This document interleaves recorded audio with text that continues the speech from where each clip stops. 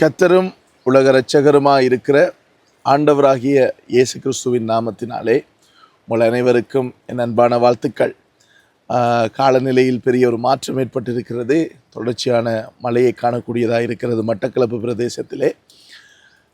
எப்படிப்பட்ட சூழ்நிலை இருந்தாலும் நாங்கள் தொடர்ந்தும் கர்த்தருடைய வார்த்தையை இந்த காலை வேளையிலே நாங்கள் தியானித்து பார்ப்போம். கடந்த நாட்களிலே யோவான் 14 அதிகாரம் 23வது வசனத்தை நாங்கள் தியானிக்க ஆரம்பித்தோம். அந்த வகையிலே அந்த வசனம் சொல்லுகிறது, ஆகையினால் ஒருவன் என்னில் அன்பாக இருந்தால் அவன் என் வசனத்தை கை கொள்ளுவான் என்று ஆண்டவராகிய இயேசு கிறிஸ்து பேசிய இந்த வசனத்தை நாங்கள் தியானித்து கொண்டு வருகிறோம்.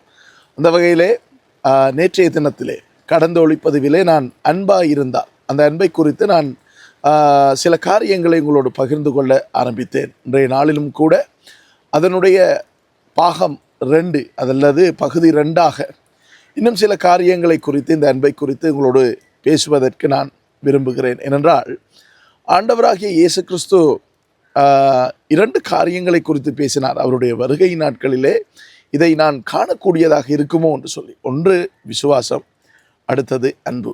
அன்பு என்று சொல்லும் பொழுது நான் நேற்றைய தினத்திலே சொல்லியிருந்தேன், தமிழ் மொழியிலே நாங்கள் பரிசுத்த வேதாகமத்திலே அல்லது ஆங்கில மொழியிலே வாசிக்கும் பொழுது அங்கே அன்பு அல்லது லவ் என்று சொல்லி அங்கே எழுதப்பட்டிருக்கும். ஆனால் இது எப்படிப்பட்டதான அன்பு என்பதை நாம் அறிந்து கொள்ள வேண்டுமானால் சற்று நாங்கள் மூல மொழிகளிலே ஆராய்ந்து பார்க்கும் பொழுது இந்த அன்பை குறித்து நாங்கள் அறிந்து கொள்ள முடியும். இன்றைக்கு சகோதர அன்பே இன்றைக்கு காண முடியாத ஒரு சூழ்நிலையிலே நாங்கள் இருக்கிறோம். ஃபிலையோஸ், அந்த அன்பை கிரேக்க மொழியிலே சொல்வார்கள். ஈரோஸ் இன்றைக்கு அதிகரித்து இருக்கிறது. காதல் அல்லது காம அன்பு இன்றைக்கு அதிகரித்து இருக்கிறது. ஆனால் ஆண்டவர் நம்மிடத்திலே எதிர்பார்ப்பது எப்படிப்பட்ட அன்பு என்று சொன்னால் அகாப்பே அல்லது எபிரேய மொழியிலே அஹாவா என்று சொல்லுவார்கள். அப்படிப்பட்ட அன்பை ஆண்டவர் நம்மிடத்திலே எதிர்பார்க்கிறார். ஏனென்றால் அப்படிப்பட்ட ஒரு அன்பைத்தான் ஆண்டவர் நமக்கு கொடுத்தார்.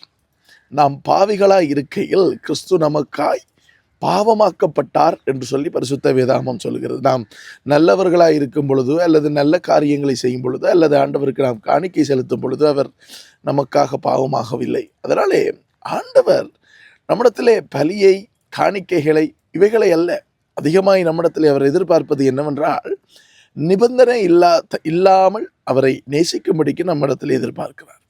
நிபந்தனை எதுவும் இல்லாமல் அவரை பின்பற்றும்படிக்கு நம்மிடத்தில் எதிர்பார்க்கிறார். அதுதான் அந்த அகாப்பே அல்லது அகாவா என்று சொல்லப்படுகிற அன்பு, நிபந்தனையற்ற அன்பு.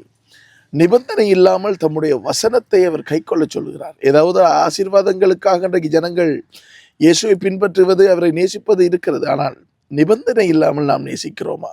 தொடர்ந்தும் இந்த காரியத்தை தியானிப்போம்.